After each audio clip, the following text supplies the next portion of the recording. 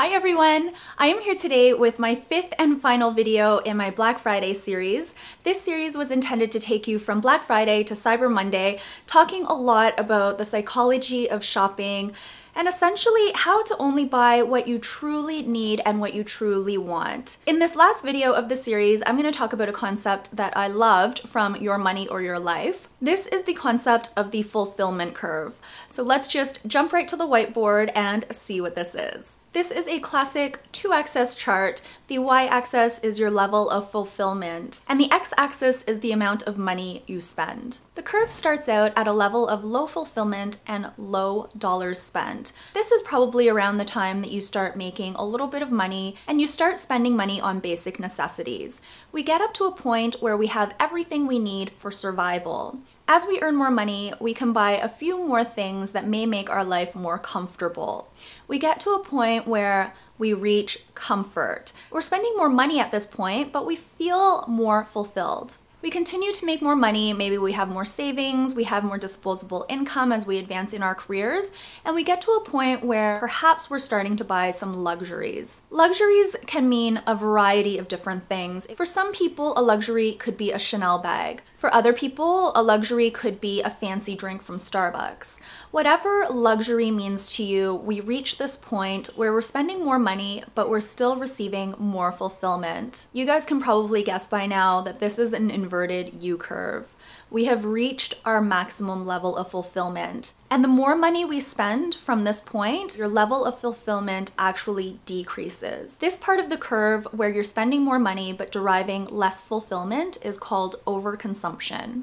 The reasons for diminishing fulfillment can vary. Maybe you're spending more time on the job to make more money so you can buy a nicer car, but you're spending less time with family, you're spending less time doing the things that you truly love to do. Maybe you've bought so much that you see a lot of clutter around you. I know this happened to me personally. Whatever the reason, there is a point where the money you spend derives maximum fulfillment. It's a very special place to be, and it's called enough.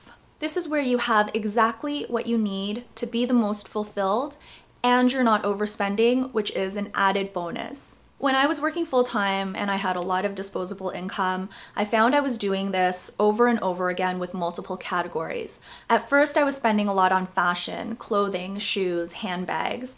I went through this fulfillment curve with these types of purchases. I needed to spend more on each item to feel more fulfilled.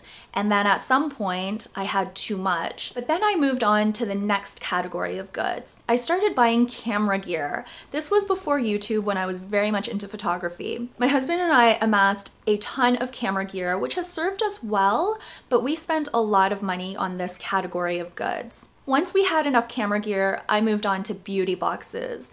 This was when I started buying a ton of beauty boxes, which also translated into more beauty products, more skincare. I not only bought more items in terms of volume, but I bought more expensive items. And then my stash built up, I decluttered a ton. At my low point, I felt tremendous guilt and a lot of self-loathing for having spent so much on products that I could never use up in my lifetime. Then we moved on to the most recent category, one that I'll lump together as food and drink and experiences, restaurants, alcohol, travel. Because I had experienced the tale of overconsumption for so many different categories, I finally hit that point where I knew that my current lifestyle wasn't bringing me any joy. I think this happened sometime in spring of this year, around the time we went to Iceland, and realizing that I really don't have to spend a lot of money to be fulfilled, that thought set me free and I was able to quit my job. In the past, I would reward myself with things that cost money. I thought, I'm working so hard at a job that doesn't fulfill me. I need to find some sort of fulfillment somewhere else, and I looked to things that money can buy.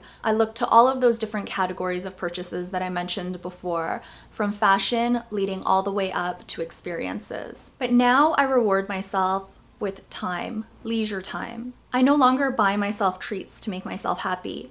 Instead, I curl up on the couch and I read a book. I sit and chat with hubby over dinner. I go out to see a friend in the middle of the day. I actually just got back from doing that. Maybe I'll spend some time cooking a nice dinner and listening to a podcast. I might want to sleep in one morning. I may want to spend an hour or so soaking in an Epsom salt bath. Maybe I'll play a game on my phone. Maybe I'll stay up late. Maybe I'll record a YouTube video. All of these things bring me so much fulfillment. Beyond that, they bring me joy, and they don't have to cost anything. Maybe my curve looked something like this before. I was on the tail end of this inverted U. I was spending a lot of money and deriving very little fulfillment from the money I was spending. When I quit my job, I was able to shift my curve. And now I feel like my curve looks something more like this.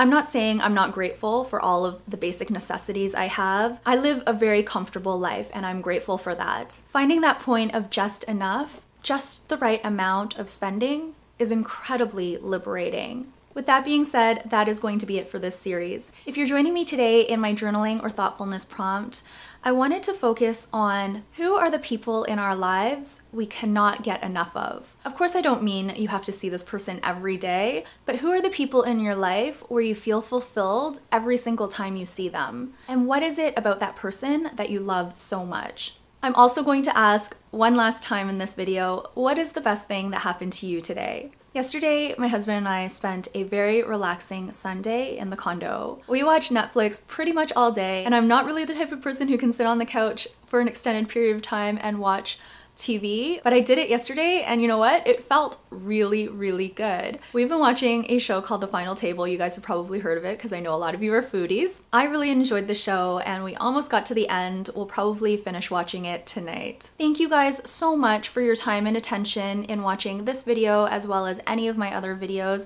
I really, really appreciate it. This series was such a pleasure for me to put together. I really had no plan for this series coming in, and it's turned into a series that I'm really passionate about, and I've received such insightful comments and such positive feedback from you guys. It makes me really, really, really happy.